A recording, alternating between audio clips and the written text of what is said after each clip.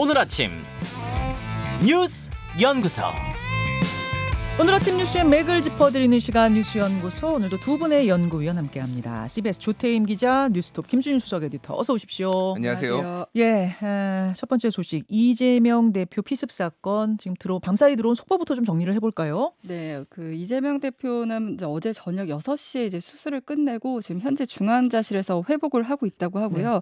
그 이 대표를 급습한 피의자 이제 신상이 조금씩 공개되고 있는데 57년생 60대 남성 김모 씨고요. 충남 아산에 거주하고 이제 부동산 중개업을 하는 것으로 조사됐습니다. 예. 몇몇 언론들이 이 남성이 운영하는 중개업소 인근 주민들을 만나서 인터뷰를 했는데 평소 말이 없고 좀 차분하고 조용한 성격이었다. 정치적인 발언도 잘 하지 않았다고 해서 이제 주민들도 좀 충격이 크다고 하고요. 예. 이 남성은 뭐 경찰 조사에서 이 대표를 죽이려 했다고 진술했다고 하고 흉기는 인터넷을 통해 구입했다고 합니다. 예. 경찰은 그래서 이번 범행을 계획 범행으로 보고 살인미수 혐의를 적용해 이르면 오늘 구속영장을 신청한다고 하고요. 예. 이 피해자는 뭐 지난달 13일 부산에서 열린 민주당 부산 지역 전세 사기 피해자 간담회에도 왔었다고 전해지고 있습니다. 그리고 이제 이 경호를 둘러싸고는 경찰이 현장에 한 50여 명 정도 꽤 많았는데 왜 이렇게 무방비 상태였나라는 질타도 나오는데요. 피습 당시 경찰은 경호 인력이라기보다는 질서 유지 경비 등에 중점을 둔 경찰력이었다고 하고요. 그렇죠. 또 이 남성이 지지자인 척 이제 다가갔기 때문에 좀 무방비 상태였던 것 같습니다. 예. 하지만 어제 일 이후 경찰청은 시도 경찰청별로 이제 주요 정치 인사에 대한 전담 보호팀을 꾸렸고 어제 한동훈 위원장 대구 일정부터는 이제 경호가 강화됐습니다. 예. 지금 정치권은 뭐 여야 할 것 없이 다 있어서는 안 될 일이라고 유감을 나타내는데 우선 윤석열 대통령, 한동훈 비대위원장 모두 절대 있어서는 안 될 일이다. 쾌유를 바란다고 했고 또 탈당을 예고했던 이낙연 전 대표도 충격과 분노를 억누를 수 없다고 했고요.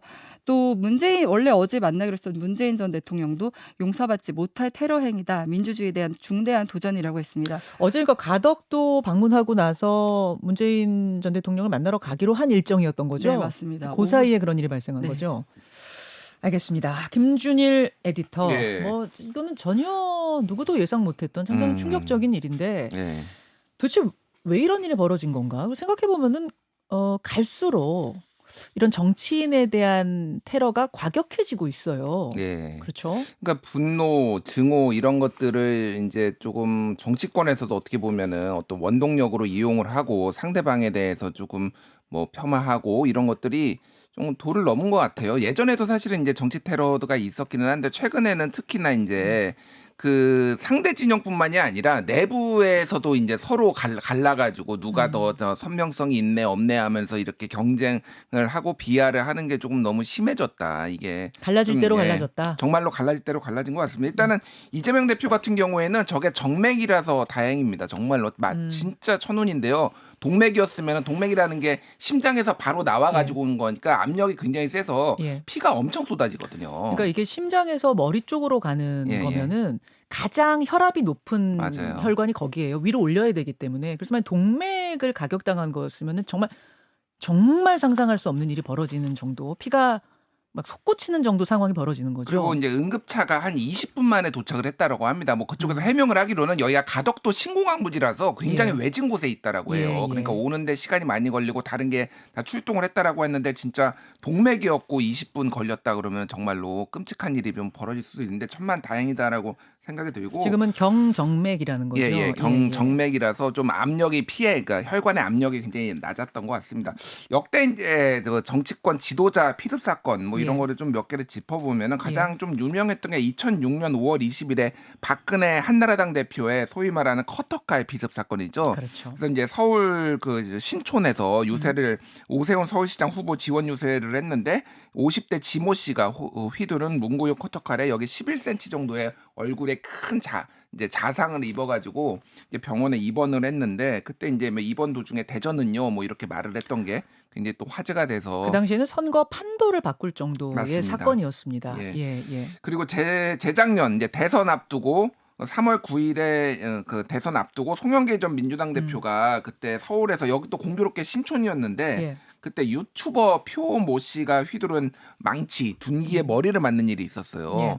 그래서 이분 같은 경우에는 상당히 뭐 민주당 당원 여부는 모르겠지만 약간 굉장히 좀 뭐 진보 진보 진영에서 성향. 오래 활동했던 사람이죠. 예, 그런 유튜버로 이제 활동을 했는데 그래서 오히려 굉장히 더 충격적이었습니다. 맞아요. 그런데 이분은 이제 감옥에서 좀 극단적 선택까지 하고 본인이 스스로 생을 마감하는 일도 있었고요. 좀 과거로 올라가면 노무현 대통령이 대선 후보 시절에 2002년 11월에 우리 쌀 지키기 전국 농민대회에서 청중 사이에서 날아온 달걀에 턱을 맞은 일이 있었고요. 그러니까 과거에 보면은 과거에는 그러니까 달걀 투척 사건은 꽤 많았어요. 맞아요. YS도 1999년에 그랬고 뭐 지금 말씀하신 노무현 대통령도 그랬고 또 달걀 투척하면은 떠오르는 게 2007년 MB 이명박 예. 전 대통령도 달걀 투척 당했었죠. 12월에 승려복장을 한 중년 남성이 BBK 사건의 전모를 밝히라라고 하면서 계란을 던져서 허리 부근에 뭐 맞은 일이 있었습니다. 그리고 2018년에 김성태 당시 예. 자유한국당 원내대표가 그 드루킹 특검 하라고 당신 농성 국회 앞에서 하는데 맞아요. 그때 30대 남성이 주먹으로 턱을 가격을 해가지고 맞아요. 넘어지면서 이렇게 좀 충격을 많이 준 게 있습니다. 이게 우리나라뿐만이 아니라 재작년에는 아베 신조 총리가 사제총에 맞아서 연설 도중에 사망을 하고 작년에는 기시다 후미오 총리가 뭐 큰 사고는 없었는데 쇠파이프 사제 폭탄에 노출이 돼가지고 일본이 발칵 뒤집어진 일이 있었습니다. 그래서 맞습니다. 극단적인 좀 증오 정치가 지금 전 세계를 조금 강타하고 있다 이렇게 봐야 될 것 같습니다. 지금 외신들도 이제 주요 뉴스를 보도하면서 예. 그러니까 증오 정치를 얘기하셨는데 뉴욕타임스도 이번 사태 배경 한국 정치 양극화 때문이다 이렇게 분석을 했고요.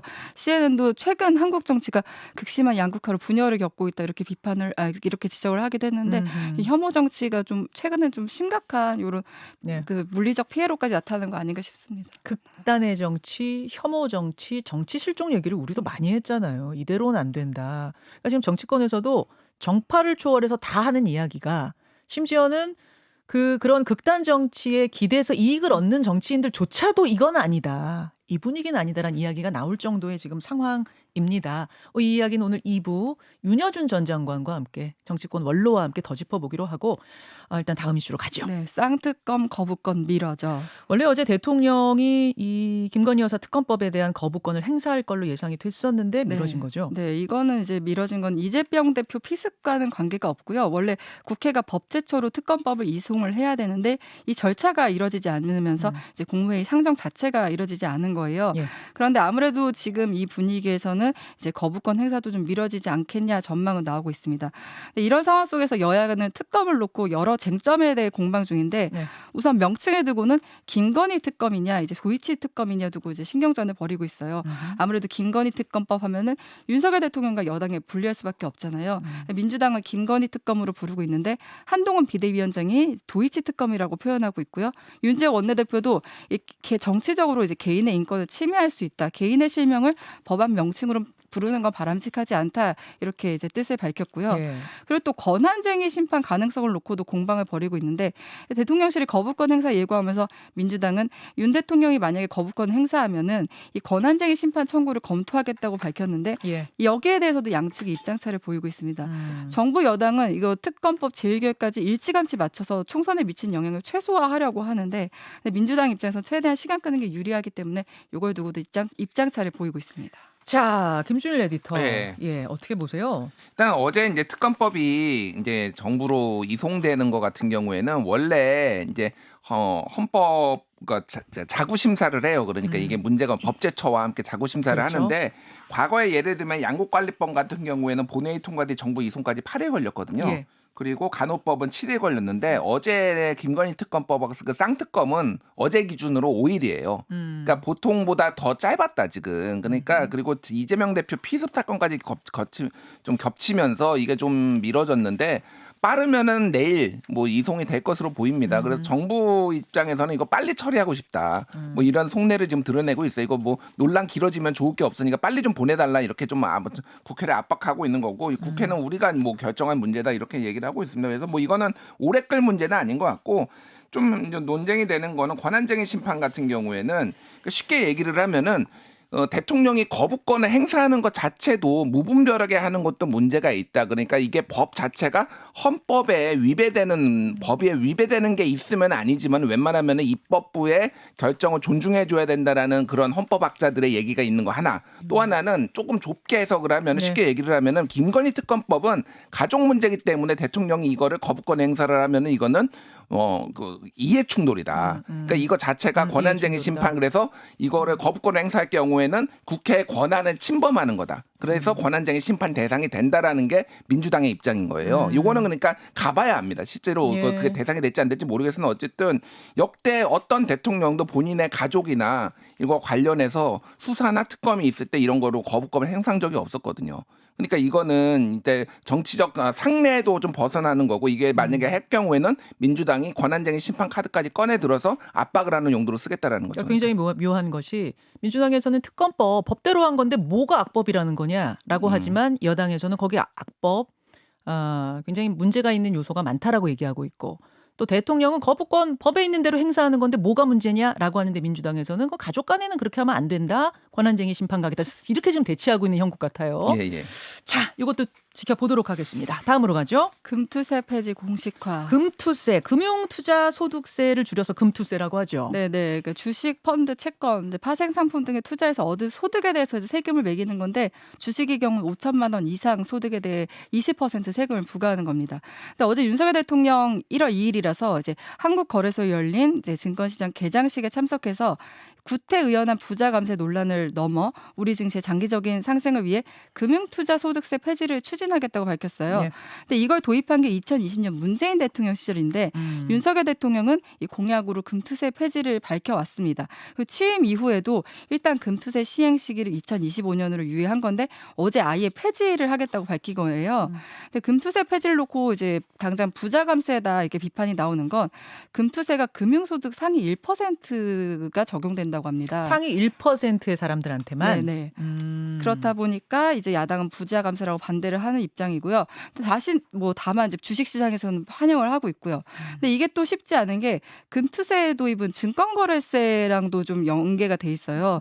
증권거래세는 거래를 할 때 무조건 부과하는 세금인데 이건 예. 손해를 봐도 부과를 하고 있거든요. 예. 그래서 증권거래세를 폐지하는 대신 금투세를 도입하기로 한 건데 만약에 이게 금투세를 폐지하게 되면 세수가 그만큼 줄어들게 됩니다. 그래서 세수 부족 문제가 생길 수 있고 또 이거를 개정하기 위해서는 국회 입법을 통해서 개정을 해야 되는데 네. 그럼 야당이 반대하고 있는 상황에서 가능하겠느냐?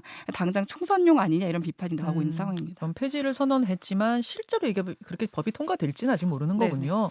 김준일 에디터. 네, 요거는 좀 짚어봐야 되는데 왜 이게 처음에 나왔냐면은 네. 우리나라가 거래세 중심이에요. 거래를 하면은 돈을 맞아요. 내는 거 중심이었는데. 사고 살 때 내고 팔 때 내고. 자, 그러면은 제가 대규모로 손실을 입어도 예. 거래세는 계속 내잖아요. 예. 그러니까 거래세를 낮추고 이쪽에서 금투세를 도입하자는 측의 주장은 거래세를 낮추는 대신 그러면은 이득을 보면은 그게 주식으로 5천만 원 이상 내가 돈을 벌면은 거기에 세금을 내자.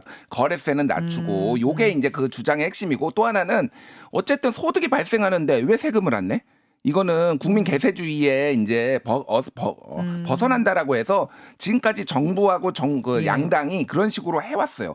그래서 원래 이거를 2023년 올해부터 아니 작년부터 적용하기로 한 거를 2년은 유예를 한 건데 대통령이 갑자기 이거 폐지 이렇게 한 겁니다. 이거는 입법사항이에요. 일단 소득세법을 개정해야 되는데 대통령이 일방적으로 이렇게 폐지를 선언할 수 있는지 그것도 얘기를 했고 자, 몇 개 사설 제목을 말씀드릴게요. 중앙일보 사설인데 예. 금투세 폐지는 과연 글로벌 스탠다드인가? 이게 무슨 얘기냐면 중앙일보 보수 언론이 비판을 했어요. 윤석열 대통령을 2020년에 금투세 도입할 때 정부가 내세웠던 명분이 금융세제 선진화인데 그러면 이거 폐지하면 금융세제 선진화 거꾸로 가는 거냐 이렇게 물어본 거고 한국일보는 금투세 폐지에 앞서서 답해야 하는 것들 1%를 위한 부자 감세 아닌가 글로벌 스탠다드 안 맞나 여야 합의 파기 아닌가 이런 것들을 다 얘기를 한다라는 거 그래서 전체의 1% 15만 명밖에 해당이 안 된다라는 겁니다.